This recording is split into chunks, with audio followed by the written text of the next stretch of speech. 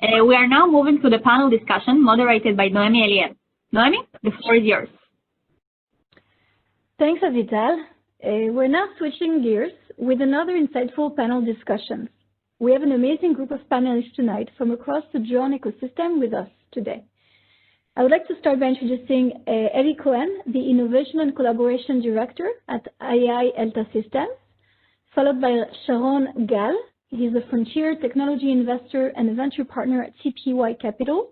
And last but not least, Assaf Shaish is the former head of drones at the Weapon Development Department of the IDF. Now, for the best viewing experience, we recommend that you change your view to grid view, which is the third button on the top right of your screen. That way, you'll be able to see all the speakers in a bigger window. Before I open the panel, I'd like to give some context about tonight's round panel. In this roundtable, we'll talk about the growing drone threats, and we're going to discuss the major driving forces, challenges, and opportunities that are present in the global anti-drone market. Less than a year after the Saudi Aramco oil facilities drone strike, which I'm sure most of you have read about, the US recently issued a new warning of an imminent suicide drone attack in the region. And over the past 2 years, unauthorized drone activity has shut down international airports in the UK, in Dubai, Dublin, Singapore, and even in New Jersey. These increasing incidents have propelled the demand for installing counter-drone solutions at critical infrastructures, which in turn has created a lot of business opportunities for different counter-drone system providers. With this panel, our goal is to provide an overview of the counter-drone market and shed some light on how the ever-increasing demand for these counter-drone solutions is forcing manufacturers to develop products with more advanced technology and how it's going to likely affect and even drive the future ecosystem. So I'd like to open these discussions with Eli as for my first question, the Innovation Collaboration Director at Elta. Now, Elta is part of IAI, and they are a market leader in the development of advanced defense and intelligence electronics, which includes sensors, radars, electronics warfare, and communication systems.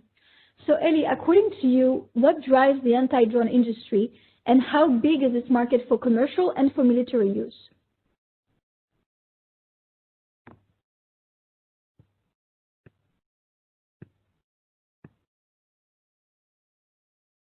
Eli, we don't have sound. I see you are on panelist. Now we have sound. Go for it. You have sound? Okay, so I just said thank you, Noemie, for hosting us and having us in this panel today. It's a pleasure to be here. Basically, what drives the anti-drone market is the drone industry by itself. You know, we have so many companies that invest so much money in developing new drones, new technology. The drone technology improves every day. They have a better flying time, higher flight time, better weight, optics, wireless communication, and so on. So if you calculate how many is invested in drone technology right now by the civilian company, you will understand that we need to meet this threat with similar solution and similar funds. But we cannot offer such in IAI because we don't have 10,000 or 20,000 or 50,000 engineers that can work on it. And one of the ways to meet this challenge is to team. And this is why I have to echo what Amira said and what Esti said. We would like to collaborate and create a joint team with startups from all over the world to meet this challenge. Regarding the market size, I agree with Meir. Meir stated a $25 billion market. We estimate between 10 to 20 million in the next 5 years, but it's the same figure. It's 10 to $20 billion market in the anti-drone in the next 5 years. So I would like to conclude again, thanking you for having us and urging a new startup and entrepreneur to team with us regarding this threat. Thank you, Eli, for this elaborated answer. I'd like to direct my next questions to Sharon and look more about the current investment trends from your point of view. Sharon, as a former head of tech innovation at the PM office, which is Prime Minister, an avid frontier technology investor, and you're currently a venture partner at TPY Capital, which is a leading Israeli venture fund. Sharon, your portfolio includes a drone extended reality startup called Extend that is currently being tested by the US troop as part of a pilot program. So my question is first about that. How does Extend Systems is uniquely addressing the counter UAS needs. In addition to extended reality, what do you think are the hottest topics in counter-drone solutions for the civil and defense industry these days? And my last question is, what are some of the investment trends that you've observed? Thank you, Noemie. Your permission granted, I'll start with the last question. I think we're all aware of the current trends in the global economy, and these were augmented by the COVID-19 pandemic. So low interest rates worldwide, they encourage more money to be poured into the VC industry, and 2020 was probably the greatest year for the VC industry ever. Actually, A16Z just announced on Friday that it closed 2 funds for the total amount of $4.5 billion.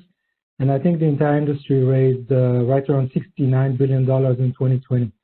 So money is chasing deals in the VC industry, and we all know that when demand surpasses supply, the prices go up.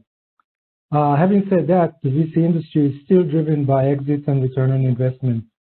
So sadly, the number of significant and repetitive exits and return on investment from the military and HLS industry is smaller than the ones in comparable industries. So majority of VCs still don't invest, and they are hesitant. On top, we have to remember that some institutional LPs have specific criteria stating that the VC should not invest in military technologies together with tobacco and alcohol industries, so that's also an obstacle. On the other hand, I think we can find 3 groups of VCs that will invest, and these are doing a great job. The first one, Eli mentioned, that's the CVCs. They invest because they are major industry players and they need the added startup innovation in order to succeed with their products. So that's definitely valid and it's going well. We also see the early adopters in the VC industry, and we may even find a few VCs that are formed especially with the military and HLS markets in mind. The third and last group, I think, is visionary VCs, the ones that look at the military and HLS as a stepping stone or a beta site or a design partnership for bigger civil markets for the technologies they invest in. So this is for a question about the VC industry. I think Extend, an excellent investment, if I may say so. They've developed an effective hard kill solution for tactical soldier level. They can counter UAS and intercept drones from 3 kilometers. It's a good system. We like it a lot. That's why we invested. And per additional to extended reality, hottest topics in counter drone solutions. Well, definitely no communication or GPS. That's a huge challenge. So dealing with that, dealing with swarms, and I think sadly we will be handling the issue of complex attacks. So combined air and ground attacks of unmanned and human and manned configurations, that's also something that will definitely be a challenge in the coming years. Thank you very much, Sharon, for sharing those insights. So speaking of military and the HLS market, I'd like to turn to my third panelist, Assaf Shaish. You are the former head of drones at the Weapon Development Departments within the Israeli Ground Force. And in his unit, Assaf managed drones-based systems and conducted strategic planning for drone capabilities. So Assaf, from your point of view, what is your opinion about the evolution and increase of the numbers of drone-related threats? Okay, so first of all, as my colleagues done, I want to say thank you. It's a great honor being here, and I really appreciate the opportunity. And regarding your question, so in order to understand the drone threats, we have to understand the industry and trends. And the first thing coming into my mind regarding drone threats is the video that shows an ISIS drone. It was the DJI Phantom 5 or 6 years ago, dropping a bombshell on an armored vehicle from 100 meters in a very accurate way. It was 6 or 7 years ago with the only DJI Phantom. And since then, we understand that the drone industry has made a long way. And now the drones are more reliable and they have a longer flight time and carry heavier payloads And above all that, unfortunately, we're starting to see more and more autonomous capabilities, communication modules, using frequency changing or multiply frequency, and even flying without an RF signature. And if we look on DJI, it's a consumer drone manufacturer. Let's see what they did with the Matrix 300, for example. It's basically a monster. So having said that, I think in the defense sector, I believe that ISIS style or Hamas style or taking consumer drones, adapting it, and focus on payloads like warhead, dropping ammo, suicide drones, mounting kinds of rifles and shooting civilians from distance, and moving more to autonomous mission. This is the threat that we're going to see in the next couple of years in the defense environment. In the civil scenario, I think it's even more complex because we're handling with a civil environment. Okay, we have a friendly flying object in this environment. We have buildings that creating non-line of sight threats. We have all kinds of communication that we cannot jam. And of course, the possibility of collateral damage, maybe a drone falling on a highway or inside of a stadium. And if we look at the FAA, according to the FAA, there is more than 100 safety events, including near misses to big aircraft a month in the first half of 2020. And I think it's a big issue. The drone is a big threat. The sky is going to be far more busier, and we need to handle that threat. Thank you very much, Assaf. Well, you're depicting a future which is quite dire, but hopefully we have a lot of people in the audience that are going to address all those challenges. So Eli, my next question is for you. Today, jammers are the most common counter-drone solution in the market.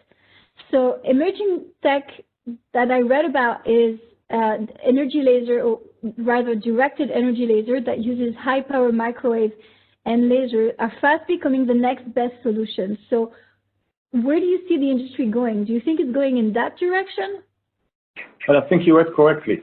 First of all, with directed energy, which might be laser and might be microwave, that's two kinds of solutions, but they're kind of big, and right now they're all stationary. Okay, so I think the next move, and Americans have stated it loud and clear, they are going to mount this kind of solution on vehicles. In the American case, they are going to mount a laser solution, a 50K or 30K on a Striker. So it will be supporting all the forces while they maneuver. But if you look further down the road, there might be a solution in which you don't need so many power and all this weight. If you can make it smaller and smaller and smaller, miniature everything up to the point it can be carried by a drone itself. You might have a drone carrying a microwave gun or a drone carrying a laser gun. And in this case, you don't need all this power because this drone, this killing drone, will be very close to the threat itself. So if you ask where are we going, we are going against drone, fighting drone in the air. Okay, that's a good start. So Sharon, let's have a scenario depending on the type of infrastructure that we're trying to protect and its location. And let's choose as an example Ben Gurion Airport. What kind of technology do you think we should use to mitigate the threats of readily available commercial drones, the ones that you can buy on Amazon or AliExpress for very cheap? And what would be the required level of performance to protect against those threats? Yeah, I think you're absolutely right on this one. The current phase of technology is definitely providing the attacker side the better tools to succeed. Cheap, readily available technology can create simple and effective attacks. I think at the end of the day, we would need comprehensive systems that are able to meet a very high standard. Probably 360-degree identification, for identification, probably anything less than 1 to 1,000 false negative or 0 and 0 false positive will be unacceptable. the interception rate should be 99.9 and the capture rate should be 90% with on-the-fly investigative capabilities. These are just benchmarks that will make the solution seamless. Otherwise, if you're talking civil aviation, then the solution itself will become a burden on the system. The technologies, RF, acoustics, spectral analysis, Wi-Fi, etc., and the foiling technologies would be hard kill or cyber overtaking. But I think what should be taken into consideration about this is the main difference between the two. On the hard kill aspect, we have accessible but somewhat expensive solutions. They have a physical limitation due to decreasing marginal output. On the cyber side of the solution, there's no such limitation, and it could potentially offer a 100% success rate over extended periods of time. So just to put this into summary, the R&D is definitely going to be expensive because of all these technologies and the very high requirements. The product will be extremely sophisticated, but we have to remember that the solution has to be economical. Otherwise, if we're trying to kill swarms of mosquitoes with very expensive bullets, then at the end of the day, we're talking about an economical terrorism dilemma more than anything else. Makes sense. So thanks for putting that into perspective for us. So Assaf, I want to kind of give you on a curveball, because I've read that most counter-drone technology nowadays is relying on jamming or spoofing that basically cut the communications between the operator and the drones. But I want to ask you a scenario. What happens if the threat is completely and fully autonomous, does not have a receiver or a GPS receiver? So what kind of solution currently exists to protect sensitive infrastructure in this very, I would say, unusual scenario, but yet possible? Assaf, you're mute. I will remind you to unmute yourself. Okay, sorry for that. I said that I think we all understand, and Sharon mentioned that there is no one solution to the drone challenge. Okay, we will have to build our defense shield like a dome with multiply layers, like an onion, and every layer will have to deal with the threats in another aspect, with another technology, in another distance from the facility. The first layer should be the detection layer, and it will have to use all kinds of different sensors. We will have to use radar. Okay, the radar can detect a drone with no signature or no RF signature. We will have to use electro-optical sensor. We will have to use acoustic sensor, and of course the Elta sensor if a drone will have an RF signature. The second layer will have to be the verification layer. As Sharon mentioned, it's the most important layer, because we have a very short time to determine that the object is a threat, and going to the interception side using soft soft engagement measures. If it has a RF signature, or using GPS or communication, or going to hard measures or hard killing methods like the laser Ellie talked about. But I don't think you can pinpoint one solution. You will have to put in your arsenal a lot of measurements and means to deal with all the aspects of these threats. Thank you, Assaf. So, if I understood correctly, there's no one-stop-shop solution. There's just many solutions to different sides of the same problem. Of course. So, Eli, I guess my next question is for you. Of all the counter-drone technologies that is currently available on the market, from signal jamming systems to those giant laser tower and the shotgun blasting UAVs out of the skies, to the drone catchers that are deploying nets to disrupt, and the remote control link, what do you think are the emerging new technology that is disrupting the industry? What technologies do you think will be emphasized as the market continues to mature? I think we will go from what Assaf just said, from hard kill to soft kill. I mean, we will have smart way to spoof the drone. I'll give you an example. It was published that every time that the president of Russia, Vladimir Putin, is going into a boat trip, okay, suddenly his boat spoof all the GPS receivers around his boat to think that they are located near Moscow airport. When you have a drone that is located near Moscow airport, he must get down because he cannot fly in such zone. So they have a way to spoof the GPS on the drone to think that he is elsewhere. I think we will have similar solution to spoof the drone. Elta has teamed last year with a company called Defense. They have a cyber solution, like Sharon said, to take over the communication between the operator and the drone and simply send the command to the drone to land in a safe zone. So I think this kind of solution, spoofing the drone, giving them wrong GPS address, maybe even spoofing the video. If he's navigated through the video, having some kind of a camouflage that we will see afterward, maybe that doesn't allow the drone to see you, so he doesn't know what to do next. So I think smart solution will be the future and not hard kill like laser and so on. All right, so it's going to get more sophisticated. Much more. Sharon, it's going to be a long question, but we're going to try to keep it short. What do you think the major driving forces, challenges, and opportunities that are present in the global anti-drone markets are? And what technology do you think should be emphasized as the market continues to mature? Same question as Eli before. Well, the field of airborne robotics is rapidly evolving, and it's very dynamic in nature. So predicting in regards to counter-UAS trends, that's even more challenging. So we'll try to do something with this. If we use a general universal truth estimation or guesstimation about the market, I think it's reasonable to say that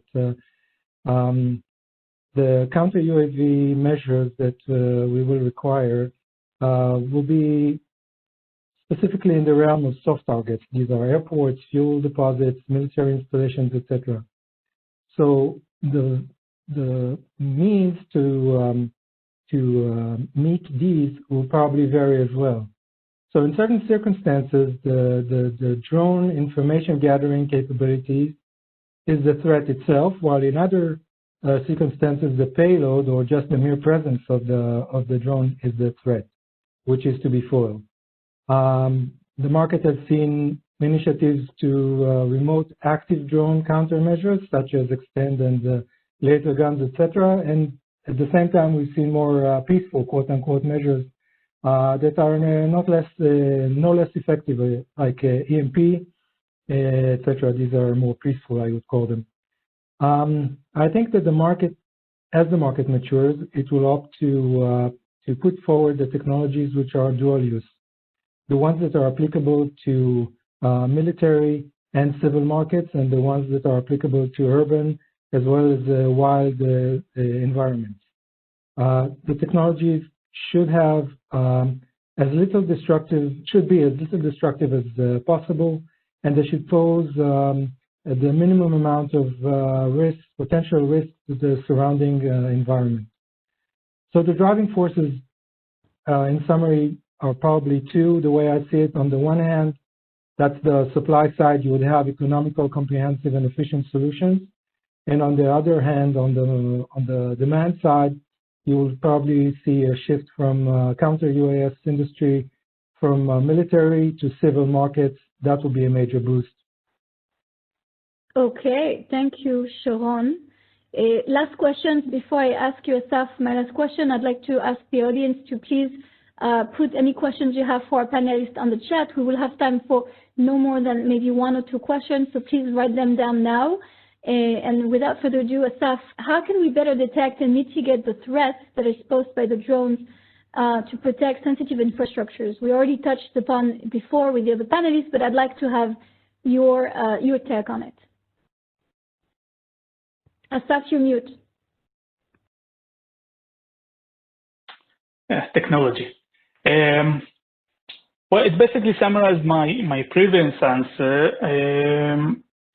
We can't predict the future. We cannot. Okay. Look what happened with the COVID-19 during the 2020. So I suggest we build our solution. We'll build it smart. We'll build a system that can integrate various capabilities, third-party capabilities like Artsys 360 talked a couple of minutes ago. Integrate these third-party capabilities as we grow, as they develop, and as the threats becoming more and more sophisticated, more capabilities will be developed, and we will integrate it into this system that will keep on growing. Of course, we need to the architecture of this system should be, I don't know, maybe in layers, in stories. Okay, the infrastructure layer will deal with the communication layer, the C2 system, the communication protocol, verification rules, and the rules of engagement like this.